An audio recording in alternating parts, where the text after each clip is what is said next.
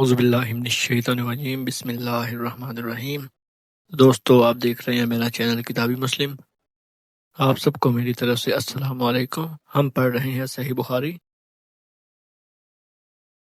تو دوستو، آج جو ہمارا باب ہے خطبہ میں دونوں ہاتھ اٹھا کر دعا مانگنا، یہاں سے ہم شروع کریں گے۔ آج حدیث نمبر ہے 932۔ پچھلی حدیث آپ نے پچھلی ویڈیوز میں پڑھی ہیں۔ جو چینل پر نیو ہے وہ جا کر پچھلی ویڈیوز دیکھ سکتے ہیں اور پچھلی حدیث پڑھ سکتے ہیں۔ شروع کرتے ہیں۔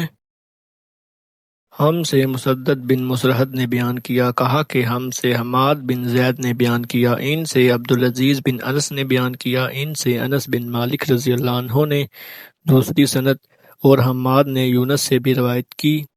عبدالعزیز اور یونس دونوں نے ثابت سے، انہوں نے انس رضی اللہ عنہ سے کہ نبی کریم صلی اللہ علیہ وآلہ وسلم جمعہ کا خطبہ دے رہے تھے کہ ایک شخص کھڑا ہو گیا اور عرض کیا، یا رسول اللہ، مویشی اور بکریاں حلال ہو گئیں بارش نہ ہونے کی وجہ سے۔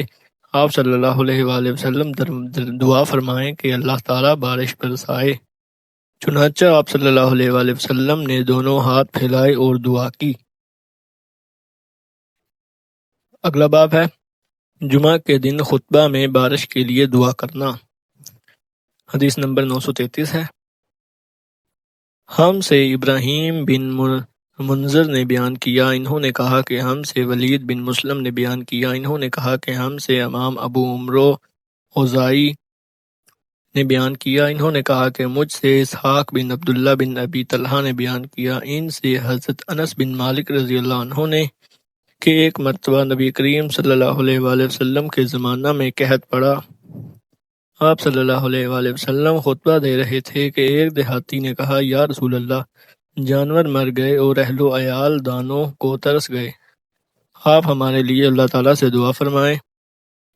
آپ صلی اللہ علیہ وآلہ وسلم نے دونوں ہاتھ اٹھائے۔ اس وقت بادل کا ایک ٹکڑا بھی آسمان پر نظر نہیں آ رہا تھا۔ اس ذات کی قسم جس کے ہاتھ میں میری جان ہے، ابھی آپ صلی اللہ علیہ وآلہ وسلم نے ہاتھوں کو نیچے بھی نہیں کیا تھا کہ پہاڑوں کی طرح گٹھا امڈ آئی، اور آپ صلی اللہ علیہ وآلہ وسلم ابھی ممبر سے اترے بھی نہیں تھے کہ میں نے دیکھا کہ بارش کا پانی آپ صلی اللہ علیہ وآلہ وسلم کے ریش مبارک سے ٹپک رہا تھا۔ اس دن اس کے بعد اور متواتر اگلے جمعہ تک بارش ہوتی رہی۔ دوسرے جمعے کو یہی دیہاتی پھر کھڑا ہوا، کہا کہ کوئی دوسرا شخص کھڑا ہوا اور عرض کی کہ یا رسول اللہ، عمارتیں منہدم ہو گئیں اور جانور ڈوب گئے، آپ صلی اللہ علیہ وآلہ وسلم ہمارے لیے اللہ سے دعا کیجئے۔ آپ صلی اللہ علیہ وآلہ وسلم نے دونوں ہاتھ اٹھائے اور دعا کی کہ اے اللہ، اب دوسری طرف بارش برسا اور ہم سے روک دے۔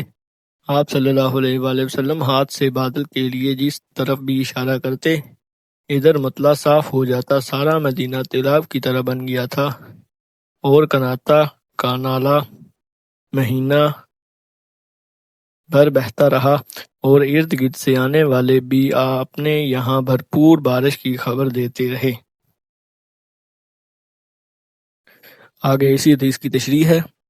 باب اور نقل کردہ حدیث سے ظاہر ہے کہ امام بوقت ضرورت جمعہ بھی بارش کے لیے دعا کر سکتا ہے، اور یہ بھی ثابت ہوا کہ کسی ایسی عوامی ضرورت کے لیے دعا کرنے کی درخواست بحالت خطبہ امام سے کی جا سکتی ہے، اور یہ بھی کہ امام ایسی درخواست پر خطبہ ہی میں توجہ کر سکتا ہے۔ جن حضرات نے خطبہ کو نماز کا درجہ دے کر اس میں بوقت ضرورت تکلم کو بھی منع بتلایا، اس حدیث سے ظاہر ہے کہ ان کا یہ خیال صحیح نہیں ہے۔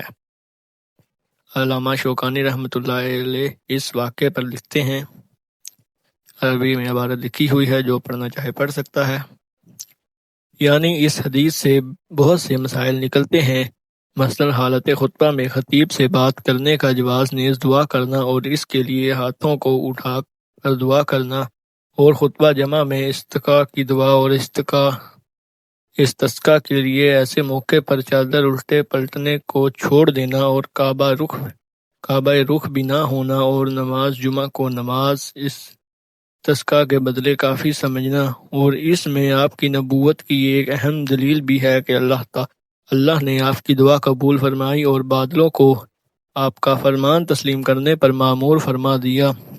اور بھی بہت سے فوائد ہیں۔ آپ نے کن لفظوں میں دعائے استسقاء کی، اس بارے میں بھی کئی روایتیں ہیں جن میں جامعہ دعائیں یہ ہیں۔ دعائیں لکھی ہوئی ہیں۔